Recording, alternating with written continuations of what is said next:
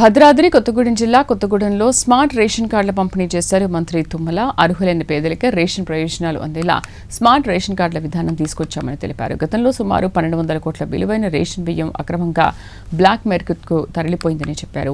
అధిక ఆదాయం ఉన్నవారు స్వచ్ఛందంగా రేషన్ కార్డులను అప్పగించాలని సూచించారు. భద్రాద్రి జిల్లాలో సాగునీరు, రహదారులు, రైల్వే, విమానాశ్రయం వంటి మౌలిక వసతుల అభివృద్ధికి ప్రభుత్వం ప్రాధాన్యత ఇస్తోందని తుమ్మల తెలిపారు. కొత్తగూడెం బైపాస్ రోడ్డుతో పాటు విమానాశ్రయం ఏర్పాటుకు చర్యలు చేపడుతున్నామని వెల్లడించారు.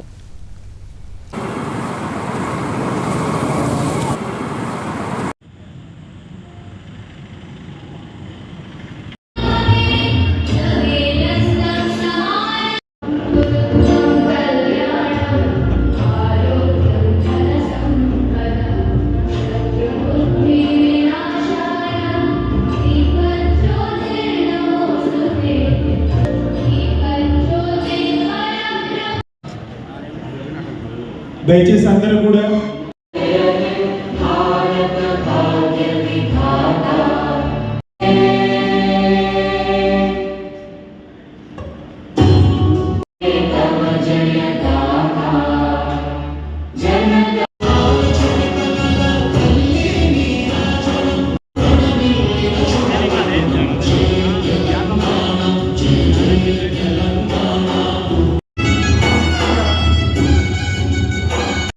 రేషన్ కార్డులను అందుబాటులోకి తీసుకురావడం తెలంగాణ ప్రభుత్వ దూరదృష్టికి, ప్రజా సంక్షేమం పట్ల ప్రభుత్వ నిబద్ధతకు నిదర్శనం. ఈనాటి కార్యక్రమాన్ని ప్రభుత్వ సంక్షేమ సేవలను సులభంగా, వేగంగా, గౌరవప్రదంగా అందించాలని స్మార్ట్ కార్డ్స్ అందుకుంటూ ఉన్నారు. దయచేసి అలాగే బంది అనుష గారు ఆకుల స్మార్ట్ కార్డ్స్ అందుకుంటూ ఉన్నారు. తర్వాత ఎల్లెందు కాన్స్టిట్యున్సీ, అలాగే తోలెం, తదుపరి పినపాక కాన్స్టిట్యున్సీ నుంచి నునావత్ నందిని గారు, ఆ రోజు శ్రావణి గారు, శాసనసభ్యులు చేతుల మీదుగా మరి ఈరోజు కార్డు చూస్తే 1,06,00,000 కార్డు ఇస్తున్నారు. నాకు తెలిసి ఇందులో అనర్హులు ఉండొచ్చు, ఎమ్మెల్యే గారు లాంటి వాడు కూడా కార్డు పోయి ఉండొచ్చు. నిజమైన పేదవాడికి, అర్హుడికి ఎవరైనా పొరపాటున అధికారులు పాత లెక్కల ప్రకారంగానో అర్హులు కాని వాడికి ఇస్తే ఆయనే స్వతంత్రంగా అటు రిటర్న్ చేస్తే మంచిది. ఇందాక ఎమ్మెల్యే గారు చెప్పారు, ఇంకా లేని వాళ్ళు ఉన్నారు, వాళ్ళకు కూడా ఇవ్వాలి. మరి ఉన్నోళ్ళకి తప్పుడుగా అర్హత లేకపోయినా కార్డు వచ్చి ఉంటే ఆ కార్డు మీరు మళ్ళీ రిటర్న్ చేస్తే అది ఆ పేదవాడికి చేరుతుంది. మీరు ఎట్లా తెచ్చుకోవట్లేదు, తినట్లేదు, కానీ మీరు కార్డు దగ్గర పెట్టుకుంటున్నారు. ఎందుకు పెట్టుకుంటున్నారంటే గతంలో ఏదైనా హాస్పిటల్ పని వస్తుందేమో, హాస్పిటల్ తెల్ల కార్డు అడుగుతారేమో అని అందరికీ కార్డు ఇచ్చారు. ఇప్పుడు హాస్పిటల్కి ఈ కార్డు అవసరం లేదు, హెల్త్ కార్డు అందరికీ ఇవ్వమని చెప్పాం. ఈ రేషన్ కార్డు వల్ల మీ హాస్పిటల్కి ఏమీ ఉపయోగం ఉండదు.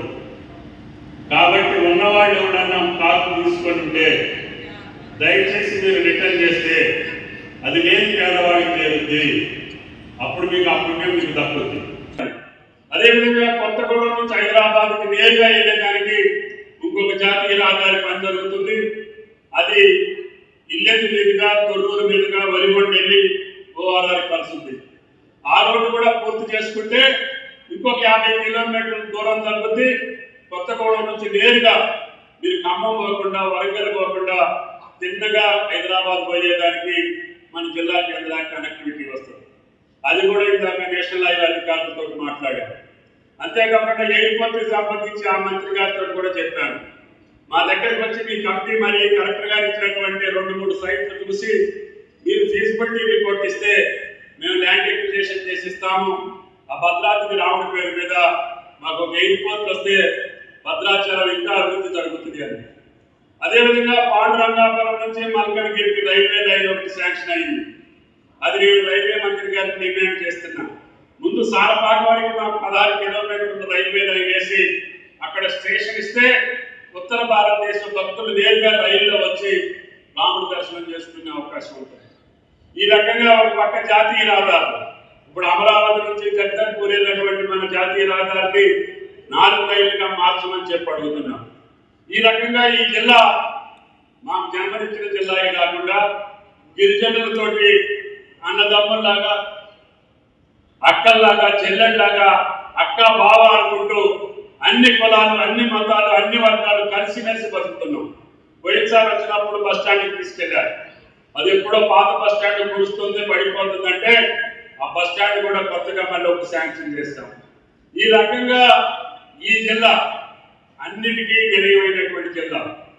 అందుకని గౌరవ శాసనసభ్యుల సహకారంతో, గౌరవ ప్రజాప్రతినిధుల సహకారంతో, జిల్లా అధికారులు సమన్వయం చేసి ఈ ప్రాంతం యొక్క అభివృద్ధి, ప్రతి ఒక్క కుటుంబం సంతోషంగా ఈ యొక్క పథకాలను అనుభవిస్తూనే మీ బిడ్డను సక్రమంగా చదివించుకోండి.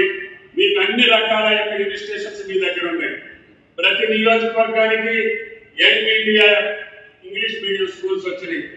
అవి పూర్తి చేసుకుంటే తర్వాత ఏకలవ్య స్కూల్స్ అన్ని నియోజకవర్గాల్లో ఉన్నాయి. అదేవిధంగా కస్తూర్బా స్కూల్స్ ఉన్నాయి. ట్రైబల్ గురుకుల పాఠశాలలు ఉన్నాయి. మీ బిడ్డల పేరు మీద ఒక్కొక్క పాపకి, ఒక్కొక్క బాబుకి 1,25,000 రూపాయలు ఖర్చు పెట్టి ప్రతి సంవత్సరం మీకు చదువులు చేయించే బాధ్యత ఈ ప్రభుత్వం తీసుకుంది.